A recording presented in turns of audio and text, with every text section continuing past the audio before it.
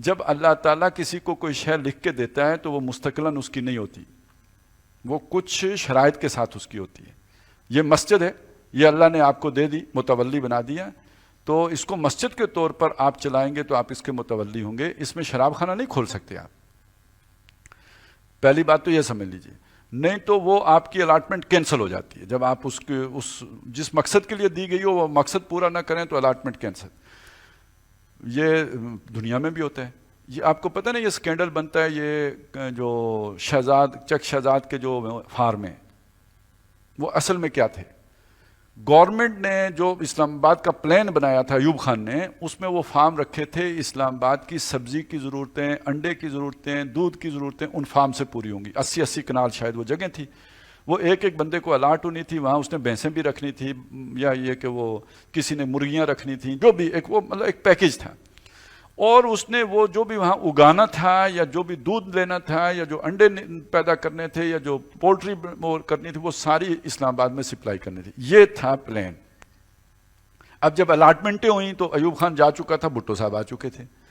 بھٹو صاحب نے سیاسی الاٹمنٹیں کر دی، مطلب میں اگر جیالہ ہوں تو وہ مجھے 80 کنال پلاٹ مل گیا، بڑی سستی قیمت تھی اس کی، لیکن اس کا مقصد گورنمنٹ کے دینے کا کیا تھا کہ وہاں پہ میں بھینس رکھوں گا یا میں وہاں پہ کوئی سبزی اگاؤں گا۔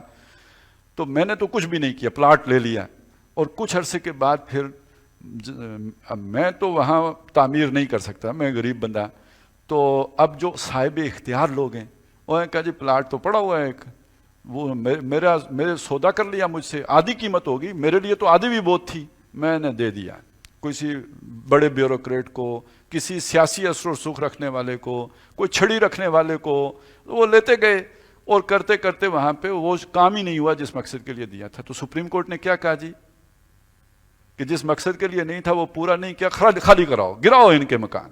وہ تو خیر گرا سکتے نہیں نا، ادھر آگے بڑے ڈنڈے والے ہیں، بڑے منہ والے ہیں، بڑے دانتوں والے ہیں بلکہ کہنا چاہیے، تو وہ تو ہوا نہیں، لیکن قانون کا تقاضا یہ تھا کہ گرائے جائیں۔ اسی طرح سمجھ لیجئے کہ اللہ تعالیٰ جب کوئی شے الاٹ کرتا ہے تو اس کے ساتھ کوئی مقصد جڑا ہوتا ہے، وہ مقصد پورا کرو گے تو آپ کا حق رہے گا، مقصد پورا نہیں کرو گے تو آپ کا حق سلب ہو جائے گا۔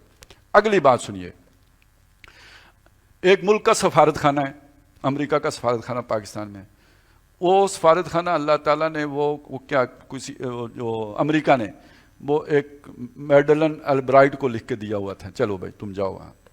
5 سال کے بعد اس نے نیا سفیر بھیج دیا، اب وہ البرائٹ کا ہے یا کسی نئے سفیر کا ہوگا؟ نئے سفیر کا ہے۔ تو یہ جو توحید کا مرکز ہے، یہ ارض مقدس التی بارکنا حولہ، جس کے ماحول کو اللہ نے بابرکت بنایا ہے، اور جس نے اس کو ماحول کو بابرکت بنایا اس نے آخری سفیر محمد الرسول اللہ کو بنا کے بھیج دیا، تو اب اس کا وارث کون ہوگا؟ اور یہ اب سمجھیے سورہ بنی اسرائیل کے آغاز میں یہ بات جو آئی ہے، حضور نے جانا تو تھا آسمان پر، بھائی زمین کے اوپر کسی مبارک جگہ سے جانا تھا تو بیت اللہ سے زیادہ بہتر جگہ کون سی ہو سکتی تھی؟ اور جانا اوپر ہے تو ایک زمینی سفر کرنے کی کیا ضرورت ہے؟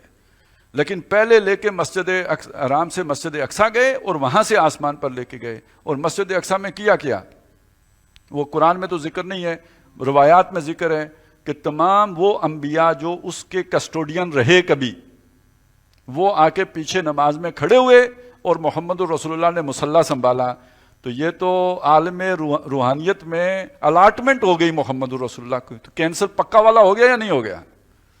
تو یہ اچھی طرح سمجھ لیجئے، اس آیت سے مغالطہ نہ کھائے کوئی کہ یہ یہودیوں کی جگہ، یہ یہودیوں کی جگہ نہیں رہی، یہ اللہ کی جگہ تھی۔ جب موسیٰ علیہ السلام تھے، جب اللہ تعالیٰ نے انعام کیا ہوا تھا یہودیوں کے اوپر تو ان کو لکھ کے دے دی تھی۔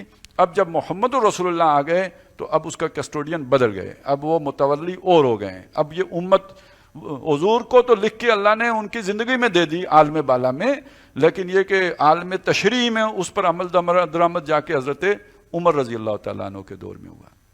اور ویسے ضمناً تاریخی طور پر یہ بات بھی ذہن میں رکھیے کہ ہم نے یہودیوں سے لی بھی نہیں ہے، حضرت عمر نے یہودیوں سے نہیں لی، وہ حضور کے دور سے پہلے ہی سے وہاں سے نکالے جا چکے تھے، اللہ نے پہلے ہی نکال دیا تھا، وہ رومیوں کے ہاتھوں نکالا تھا، وہ میں نے آپ کو بتایا۔